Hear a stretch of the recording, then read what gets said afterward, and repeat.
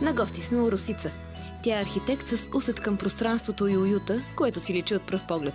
Макар и близо до центъра на големия град, домът ти създава усещане за свежест и лятна почивка. Преди да изгради своя малък оазис, Росица се е сблъскала с един сериозен проблем в началото на най-вълнуващото приключение в живота й – майчинството. Всичко започна още дори с раждането му, защото като всяка бременна жена направих ремонт вкъщи. Това означава нови мебели, ПДЧ естествено, ламинати, бои, латекси и така. Синът ми се ражда и още като бебе той започва да хърка. Спи с отворена уста, което не е нормално за едно дете да спи с отворена уста и да не диша чисто. И така с времето и четене на литература и ходене по лекари, с годините при него се развиха и множество алергии и проблеми с дробовете, много чести бронхиолити.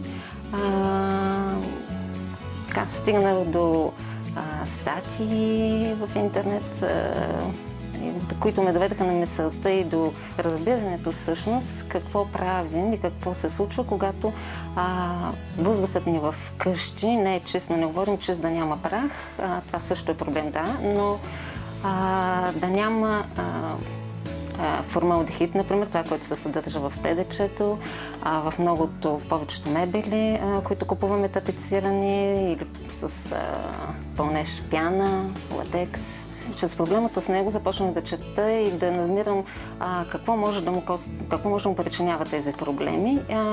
И така стигнах до информацията, и така стигнах до изследванията, поручванията, да се запозная с тях, свързани с използването и въобще това, което мебелите, които имаме в дома ни причиняват на нас. Как трябва да ги подбираме, не само мебелите, боите, лаковете, също както, например, се отнася и за храната. Това, което сега вече е много популярно, че трябва да четем състава на продуктите, които има в една храна, начина на обработването на всички продукти, че всичко това не влияе на нас. Същото важи и за въздуха, който дишаме. Въздуха в едно жилище, особено при затворени прозорци, е много по-мръсен, може да в десетки пъти по-мръсен от въздуха в едно кръстовище, най-натовареното в най-големия град, защото всичко около нас излъчва емисии. Това са летливи вещества, които излизат от всичко, което е в дома ни. Бои, лакове, мебели. И ние не ги виждаме. Ние не ги виждаме, те нямат миризма, поне не толкова силна, но ни влияят. Те ни влияят, да. Какво беше първото нещо, което се раздели или започна рязко да променяш обзавеждането? Не, нищо не променя. Директно сменихме жилище. Т.е. продадох жилището, което беше току-що ремонтирано и оправено и дойдохме тук, където жилището имаше нужда от основен ремонт, така че, както се казва, го изринахме до тухла и след това го направихме само с съвсем основни чисти материали, като вар по стените, дърво по пода, няма боя или лак, само масло на основата на ленено масло, восък, челен восък и така. Усети ли се промяната, когато дойдохте в новото жилище? Да.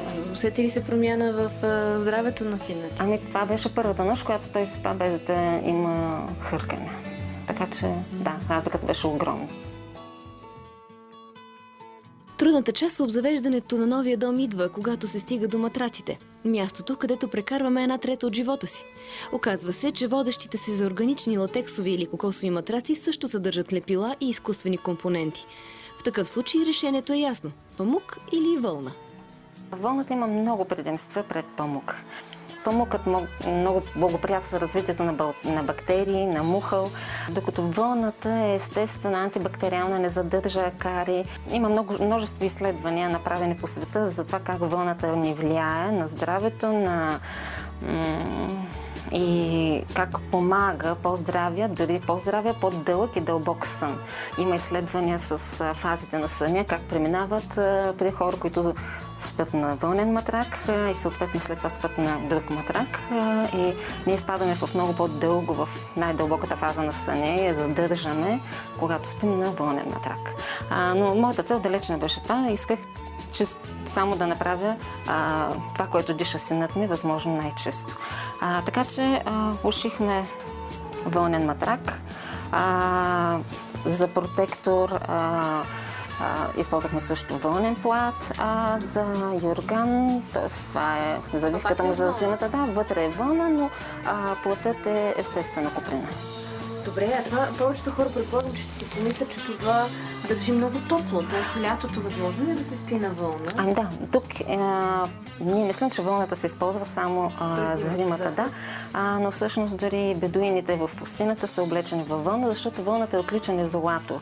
Тя се използва дори в строителството като топлоизолация, така че тя ни изолира от външната температура, било тя топла или студена, по-топла или по-студена от нашето тяло, и ние запазваме константна нашата естествена температура, когато сме обгърнати с вълна. А карите обичат топла и влажна среда. Точно затова латексовите матраци са много лош избор, защото те са синтетични, те ни спарват. Те задържат и бавно отдават и влагата, която влиза в тях. Така че когато ние спим на синтетичен матрак, било то пяна или латекс, ние се изпотяваме повече и в тази топла и влажна среда акарите намират отличната, най-добрата за тях среда да се размножават и развиват. Най-важната характеристика на вълната е ланолина. Това е естествената мазнина, която покрива вълнените влакна. Това прави антибактериална, антиакарна и по естествен начин, без допълнителните... допълнителната химия, защото антиакарните свойства на матраците и антибактериалните се постигат чрез отново пръскането им с химикали, докато вълната го дава по естествен начин.